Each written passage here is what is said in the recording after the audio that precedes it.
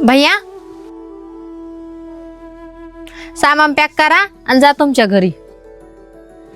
वहिनी काय झालं? माझ्याकडून काही चुकलं का?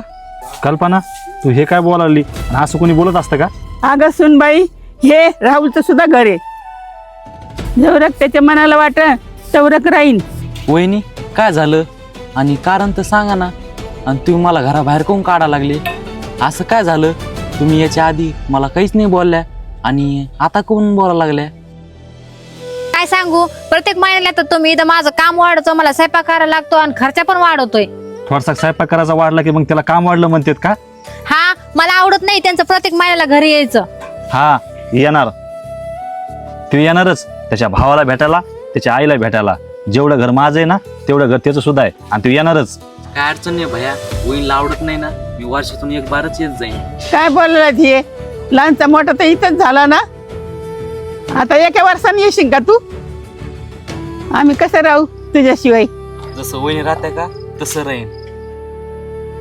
म्हणजे वहिनीला 6 महिने झाले त्यांच्या घरच्याला भेटल्या नाही म्हणून. त्या राहू शकतात, मी कोण नाही राहू शकत? तुम्ही दोघं त्यांना तर माहेराला जाऊन देत नाही. हो ऐका ना, आहो माझ्या आईची तब्येत ठीक नाहीये, जाऊन भेटून येऊ का? अरे पण कल्पना तू तर आताच गेलती ना. आहो त्याला तर 6 महिने झाले जाऊन. हे बघ कल्पना, सध्या राहुल आलेला आहे. राहुलला वाटन कल्पना परेशान झाली म्हणून गेली.